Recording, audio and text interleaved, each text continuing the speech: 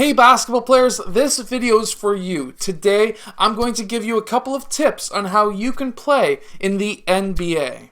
Now first, I would like to tell you my story, and that is basically I had a dream when I was younger that I wanted to play in the NBA. And of course, if you're watching this video, you also have that dream. Whether you are an elementary school kid, a middle school kid, or high school, college, whatever it may be, this video is going to be helping you a ton. Now, basically, my history, I played high school. I had some really good coaches. I had some really bad coaches. I had some people who were very negative and some people who were very positive. And this video today is called Removing the Negatives from Your Life to Make It to the NBA. Now, of course, some negatives you may not be able to get rid of, and that might be, it could be your parents, it could be a family member, it could be an uncle, it could be an aunt, it could be a lot of things. But I'm going to tell you right now, if you really set your mind to it, you can make it to pretty well wherever you want to be. Now, of course, it may be harder in some circumstances than others. You may be in the middle of the Philippines, or you may be in the middle of Europe, in an area that doesn't like basketball, or you may be in the middle of Africa and you just don't have a lot of money. I understand. There's a lot of difficulties to get to where you really want to be, but the great thing is right now is the easiest time to actually make it to a professional league for basketball. And I don't just mean the NBA. There's many leagues around the world where you can play and make a living off of playing basketball. So, number one, I want to talk to you about my story like I mentioned earlier, and that is I played high school, elementary school. I played basketball since I was in grade 1. I played all the way up. I started playing club basketball when I was in grade 8, which is a bit late, of course, but I had a chance when I was in grade 4 to play rep, which is club basketball up here in Canada, very similar to AAU basketball in the States. And I never played, I never made the team, I never knew about that kind of a thing up until grade 4, and I was taller and I was a pretty good player, but I just never made that team because of what I like to call politics. And that is they wanted to keep with some of the players that they had the previous year, even though I was taller and I would say more skilled than 80% of them. And basically, they wanted to keep with the same players because, of course, they're friends, their parents are friends, and things like that. And that was not a great situation anyways, but I should have learned from that mistake there and say to myself, well, you know what, that's kind of a negative situation. I should probably forget about that team and maybe try out for a team in another city.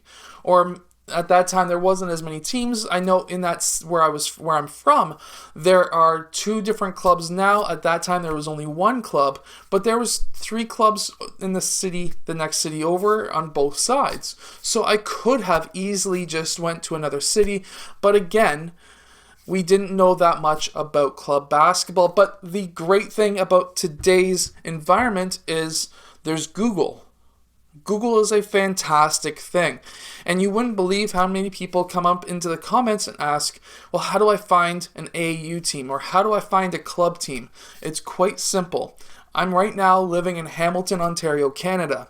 And if you're from Hamilton, Ontario, Canada, or Toronto, Ontario, Canada, or Milwaukee, or wherever, you can quite easily just go onto Google and type in, hey, Hamilton basketball teams, or we now have a professional team here that might be coming up earlier in search.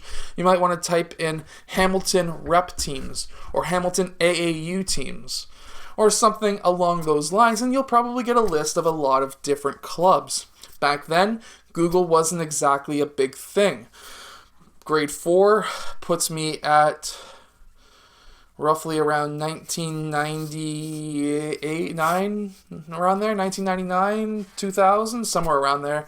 And it wasn't really a big, wide-known thing. We never had really internet all that much back then. And it was basically in its infancy. But if you find yourself in a situation like on a team or trying out for a team and there's a lot of politics involved, get your butt out of there, find another club. It's not worth it. Now, going over to people in general being negative around you. It's really easy to get rid of some so-called friends who say you're too short, you're never going to make it, you're too fat, you're never going to make it. Oh yeah, by the way, I made it to the NBA Development League, so F all those people, right? But going from there, your weight, okay. Somebody's saying you're too fat, really look at yourself and say, am I? Am I really actually too big? Because if you are, then go out and work your butt off to lose the weight like I am right now. Right now, from my heaviest, I've lost 25 pounds. I've got some issues with my body where I've had 2 different knee surgeries. I gained a lot of weight. So I'll take a step back and look at yourself and say, okay, that person, he was really negative. He's calling me a fatso or whatever. He's being a bully. And okay, but take a step back and say, he's got a couple of points, but I will work on that, but I'm going to forget about that person. I'm going to leave him out of the way. I'm never going to communicate to him anymore. He's useless. He's a waste of space to me. But I will still use that criticism to my advantage. The next thing is people saying that you're too short. I had somebody say to me at 6'2", when they said this to me, I'm still 6'2", that I'm too short to play in the NBA. Well, first off, that person knew absolutely nothing about basketball. He was a hockey player, and this is not somebody who's younger. This is an older gentleman, and he knew nothing about basketball. So for him, he would think that you have to be 7 feet tall.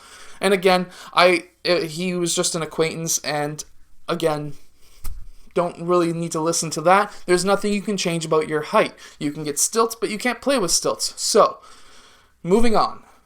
Forget about that person. Who cares? The next person. You cannot shoot. You're a garbage player. Well, that's a troll, possibly. Take a step back again. Am I a good shooter? The other day at the Y, I shot 80%. We had a little bit of a game going. I shot 22 for 25 from the NBA range 3-point line. But he's saying that I'm garbage? Okay, I'm going to ignore that. He's effed up. Sorry, YouTube algorithm. But he's messed up. I'm not dealing with that person. And he's out of my conversation. He's out of my mind. I don't care. However, let's say I was shooting 5% from the 3-point range. Okay.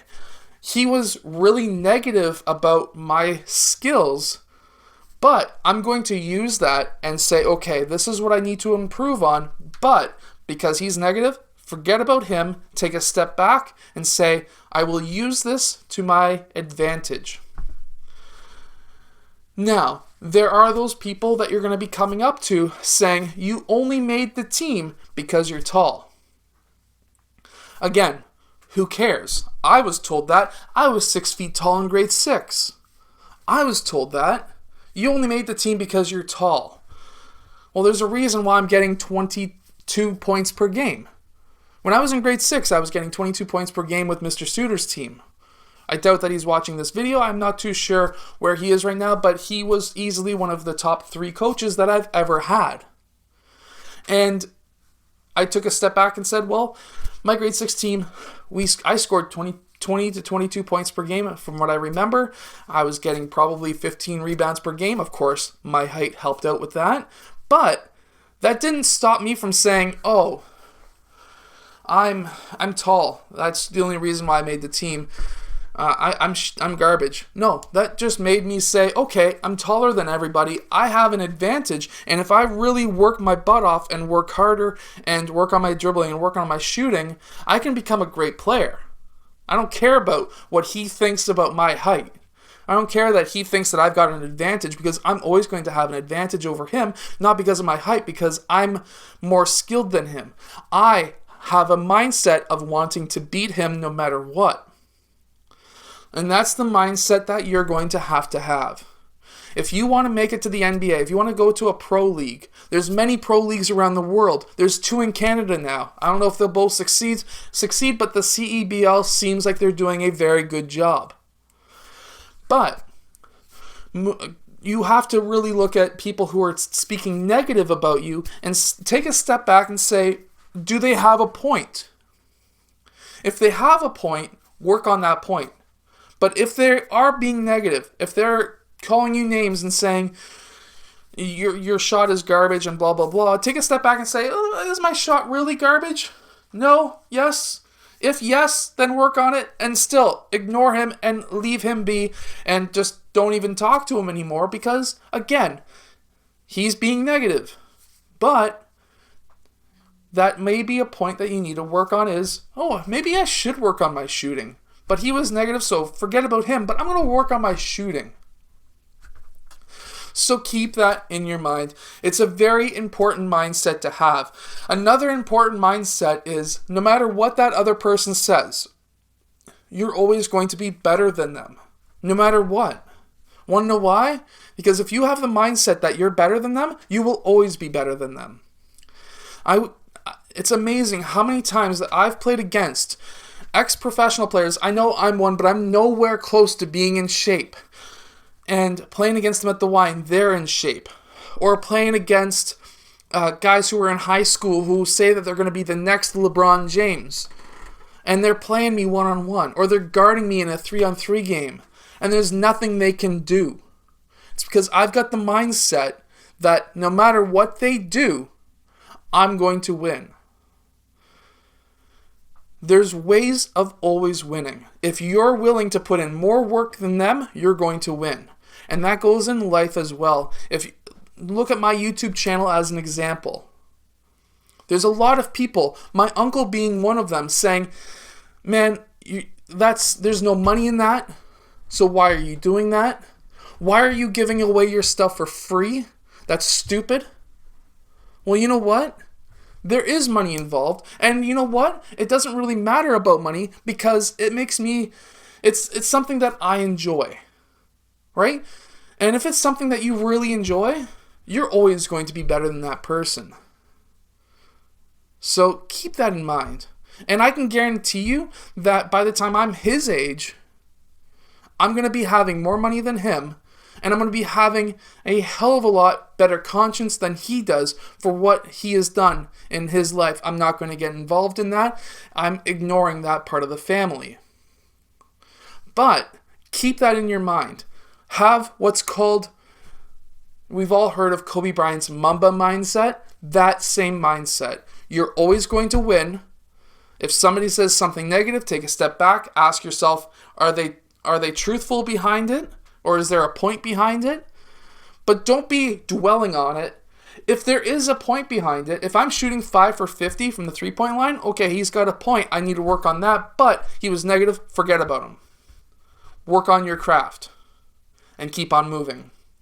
I hope that this video has helped at least some of you. If it has, hit that like button and subscribe. I guess this is more like an anti-bullying speech, but really in all terms, if you get the negatives out of your life and you work on your own craft and you put your head down and you really work hard, you're going to go somewhere.